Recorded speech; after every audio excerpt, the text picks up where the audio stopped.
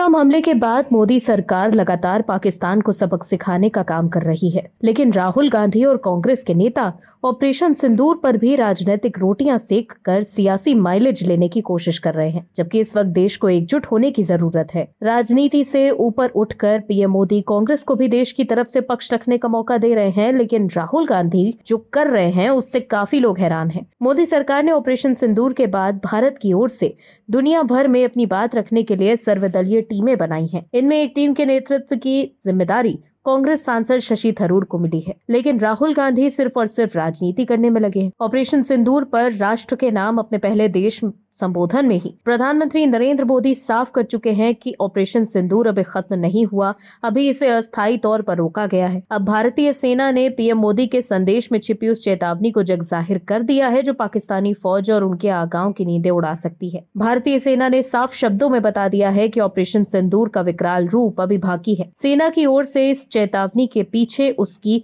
पूरी रणनीति और भारत की वैश्विक स्थिति शामिल है, जिसमें पाकिस्तान और उसकी फौज दूर दूर तक कहीं खड़े नहीं है। लेकिन अब भी राहुल गांधी अपनी ही सरकार को नीचा दिखाने में लगे हैं। इस बार राहुल गांधी को करारा जवाब मिला है। क्या है पूरी खबर, बताते हैं आपको इस रिपोर्ट में। दर्शकों, एक तरफ जहां पाकिस्तान को बेनकाब करने के लिए पीएम नरेंद्र मोदी ने सांसदों के एक प्रतिनिधि मंडल को विदेश भेजने का फैसला किया है, तो वहीं दूसरी तरफ राहुल गांधी अपने ही देश के विदेश मंत्री पर निशाना साध रहे हैं। राहुल गांधी ने एक बार फिर एक्स पर पोस्ट करते हुए कहा कि विदेशी मंत्री एम जयशंकर चुप हैं और ये चुप्पी बहुत कुछ कह रही है। ये चुप्पी गंभीर सवाल उठाती है, इसीलिए मैं फिर से पूछूंगा, पाकिस्तान को कैसे पता चला कि हमने कितने विमान खोए? ये सिर्फ एक गलती नहीं थी, ये एक अपराध था। देश को सच जानने का अधिकार है। राहुल गांधी ने एक निजी न्यूज चैनल का वीडियो शेयर करते हुए कहा है कि हमारे हमले की शुरुआत में पाकिस्तान को सूचित करना एक अपराध था। विदेश मंत्री ने सार्वजनिक रूप से स्वीकार किया है कि भारत सरकार ने ऐसा किया है। राहुल गांधी ने इस पर सवाल खड़े करते हुए कहा कि इससे कितने अधिकृत है, इसने परिणाम स्वरूप हमारी वायुसेना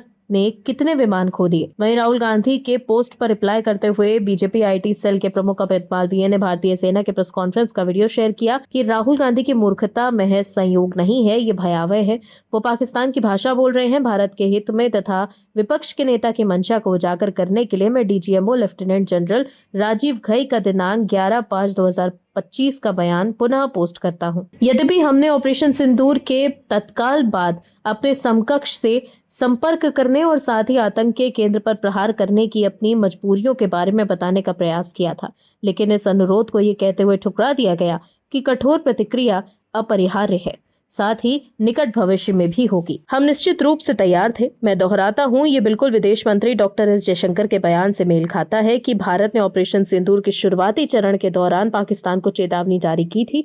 अब इसे जानबूझकर गलत तरीके से प्रस्तुत किया जा रहा है, जैसे कि चेतावनी ऑपरेशन शुरू होने से पहले दी गई थी। राहुल गांधी को तथ्यों को तोड़ मरोड़ कर पेश करने से बचना चाहिए। भारत जानता है कि वो वास्तव में किसके लिए बोलते हैं। वहीं राहुल गांधी के पोस्ट पर रिप्लाई करते हुए हरियाणा बीजेपी के social media state head Arun Yadav ने सेना के बयान को शेयर कर लिखा कि राहुल गांधी विमानों के नुकसान की संख्या मांग रहे हैं, पर वही हैं जो हमारे दुश्मन चाहते हैं। एयर मार्शल AK भारती ने साफ कहा है कि ऐसी जानकारी देना दुश्मन की मदद करता है। चीन पाकिस्तान की भाषा क्यों बोल रहे हैं, हमारी सेना के साथ क्यों नहीं खड़े? दर्शकों, ऑपरेशन सिंदूर के बाद प्रेस कॉन्फ्रेंस के दौरान लड़ाकू विमान गिराने को लेकर पूछे गए सवाल पर एयर मार्शल AK भारती ने कहा था कि इस समय मैं इस पर टिप्पणी नहीं करना चाहूंगा, क्योंकि हम अभी भी युद्ध में हैं और विरोधी पर बढ़त हासिल कर रहे हैं। हमारे सभी पायलट घर वापस गए हैं, लेकिन फिर भी राहुल गांधी लगातार इस मुद्दे पर सवाल दाग रहे हैं। Bureau report OMH news. आप दर्शकों से विनम्र निवेदन है कि चैनल को सब्सक्राइब जरूर करें